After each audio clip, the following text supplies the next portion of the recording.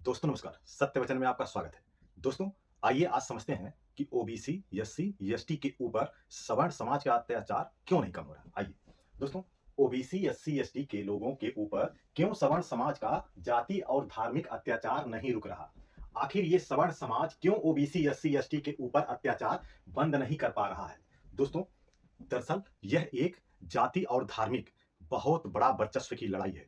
जो बरसों से सर्वश्रेष्ठ रहा हो, वह कभी छोटे लोगों के साथ नहीं रहना पसंद करेगा, क्योंकि वह अपना मेंटालिटी अलग बना लेता है और छोटे लोगों का मेंटालिटी अलग बना लेता है।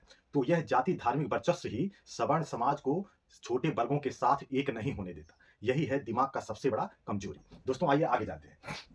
अगर सवर्ण समाज अपनी आदत में सुधार नहीं किया, तो यह भारत के एकता और अखंडता के ऊपर खतरा है और इस अत्याचार के विरोध में एक बड़ा आंदोलन शुरू होने का खतरा है। सवर्ण समाज 10% है।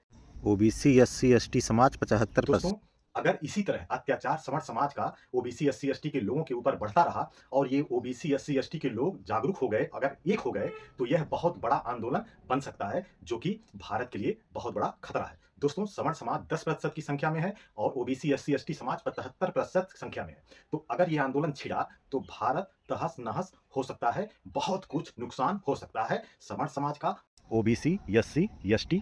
दोनों समाज का, और दोनों समाज की लड़ाई में भारत का सबसे बड़ा नुकसान हो सकता है। दोस्तों, इतिहास गवाह है, जब जब लोग आपस में लड़े हैं, तब तब विदेशी ताकतें भारत को अपना लिए हैं, कब्जा कर लिए हैं। तो इस नाते आपसी लड़ाई कभी भी नहीं होना चाहिए। हमेशा भाईचारे और बंधुत्व की तरह आपस में रहना चाहिए। सवर्ण समाज सभी सर्वश्रेष्ठ पदों पर है। यही ओबीसी एससी एसटी समाज आपको नेता बनाकर देश के विधानसभा और संसद भवन में पहुंचाता है। और सबसे ज्यादा अत्याचार सवर्ण समाज द्वारा ओबीसी एससी एसटी के लोग सहते हैं। दोस्तों, ये नहीं चलेगा, सवर्ण समाज को अपनी आदत बदलनी होगी।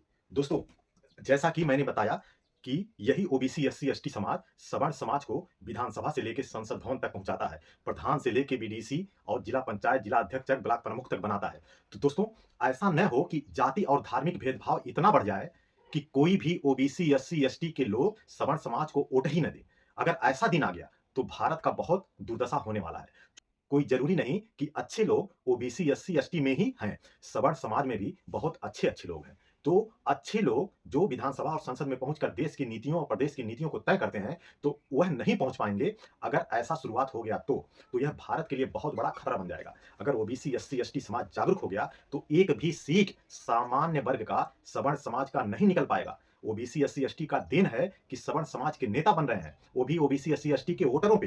तो ऐसा क्यों हो रहा है कि जब वह आपको नेता भी बना के भेज रहा है, आपको हर जगह आगे बढ़ा रहा है, फिर भी इसी ओबीसी एससी एसटी समाज के ऊपर अत्याचार हो रहा है। तो ये अत्याचार नहीं होना चाहिए। सवर्ण समाज के लोग भारत में जाति और धार्मिक भेदभाव फैलाकर भारत को तोड़ने और बांटने का काम मत करिए। भारत के लोग एक हैं, उनको एक रहने दीजिए। जैसा कि आप लोग सभी लोग जानते हैं कि हर जगह देश में, हर जगह सवर्ण समाज द्वारा तमाम वीडियो आते हैं। उधर इंद्र कुमार को मध्य प्रदेश में पानी पी लेने की वजह से उसको मार दिया गया। बिहार में क्या क्या हालत हो रहे हैं सवर्ण समाज द्वारा, हर जगह सवर्ण समाज द्वारा ओबीसी एससी एसटी के ऊपर प्रताड़ना दी जा रही है। तो ये भेदभाव मिटाना होगा, अपनी जाति मानसिकता और धार्मिक मानसिकता को मिटाना होगा। मानव और मानव को एक बनाकर भारत को आगे ले जाना होगा।